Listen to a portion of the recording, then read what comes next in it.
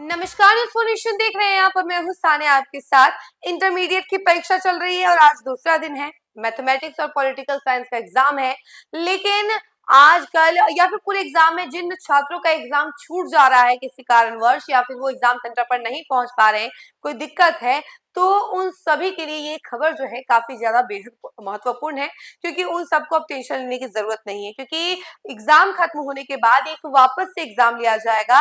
तो जिन छात्रों का एग्जाम छूटा हुआ है वो उसमें अपीयर करके एग्जाम दे सकेंगे, उनको कोई दिक्कत नहीं होगी। इसको लेकर जानकारी है क्या कुछ निकल के सामने आ रही है, हम जरा आपको विस्तार से बताते हैं। बिहार विद्यालय परीक्षा समिति बीएसईबी की इंटरमीडिएट परीक्षा जारी है। इंटर परीक्षा के पहले दिन कई छात्र छात्राएं परीक्षा केंद्र पर देर से पहुंचे, जिसके कारण वे परीक्षा में शामिल नहीं हो सके। बोर्ड के निर्देशानुसार परीक्षा शुरू होने से आधा घंटा पहले ही केंद्रों के गेट बंद कर दिए गए।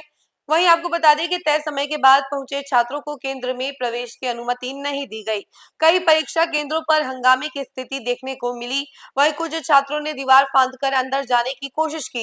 इस दौरान कुछ छात्र घायल भी हो गए। हालांकि बोर्ड ने स्पष्ट किया है कि जिन छात्रों की परीक्षा किसी भी कारण से छूट गई है या जिन्हें परीक्षा के दौरान निष्कासित किया गया है, उन्हें घबराने की जरूरत नहीं है। बिहार बोर्ड के अनुसार ऐसे छात्र अप्रैल में आयोजित होने वाली विशेष परीक्षा में शामिल हो सकेंगे। इन छात्रों का परिणाम मई महीने में जारी किया जाएगा। ऐसे में जिन भी छात्र छात्राओं को परीक्षा छूट गई है, वे घबराए नहीं और अपनी बाकी दिनों की परीक्षा तय समय पर सेंटर पर पहुंचकर दें। जिन विषय की परीक्षा रह गई है उसका आयोजन अप्रैल महीने में होगा। परीक्षा के पहले दिन राज्य भर में कुल 26 छात्र छात्राओं को कदाचार के रूप में इंटर परीक्षा से निष्कासित किया गया। शेखपुरा जिले में एक छात्र दूसरे की जगह परीक्षा देते हुए पकड़ा गया, जिसके बाद उसे निष्कासित कर दिया गया। वहीं राजधानी पटना में पहले दिन किसी भी छात्र को निष्कासन का मामला सामने नहीं आया है। तो वहीं देखिए, अगर हम लोग पहले दिन की बात की जाए तो पहले दिन काफी कुछ देखने को मिला एग्जाम सेंटर पर। एक तो सबसे पहले काफी ज्यादा होड़ थी, चेकिंग हो रही थी, कड़ी चेकिंग हो रही थी।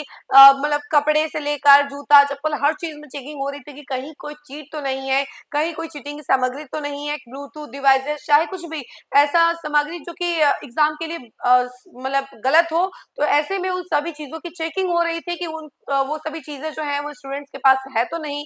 उसके बाद ही एग्जाम सेंटर में उनको एंट्री मिल रही थी। उसके बाद अंदर भी चेकिंग हो रही थी। जो एग्जाम इन्विजिलेटर होते हैं वो एग्जाम सेंटर पर जाके चेकिंग कर रहे थे सभी स्टूडेंट्स की कि उनके पास कुछ चीटिंग के डिवाइसेस तो नहीं है, कुछ अलग चीजें तो नहीं है जिससे वो एग्जाम में चीटिंग कर सकते हैं।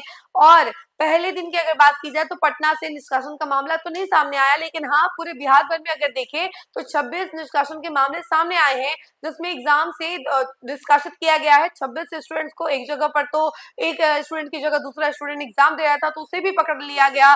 तो देखिए, पहले दिन तो ये सब चीजें हुई। वहीं दूसरे दिन भी देखा गया कि कई सारे स्टूडेंट्स जो हैं वो लेट पहुंच रहे हैं। पहले दिन भी कई सारे स्टूडेंट्स लेट पहुंचे थे, तो उन सभी को एग्जाम में अपीयर होना था, लेकिन उनको टेंशन लेने की अब जरूरत नहीं है, क्योंकि वापस से एग्जाम होगा, यानी कि वो रीअपियर होकर एग्जाम दे सकते हैं उस पर्टिकुलर सब्जेक्ट का जो एग्जाम उनसे छूट गया है। बाकी सब सब्जेक्ट जो है वो तय समय पर आए और उस समय जाकर एग्जाम दे दें, बिल्कुल भी लेट ना हो। इसका भी फिलहाल इतना ही। ऐसी तमाम अपडेट के लिए जुड़े रहे हमसे और देखते रहे न्यूज़ फाउंडेशन। धन्यवाद।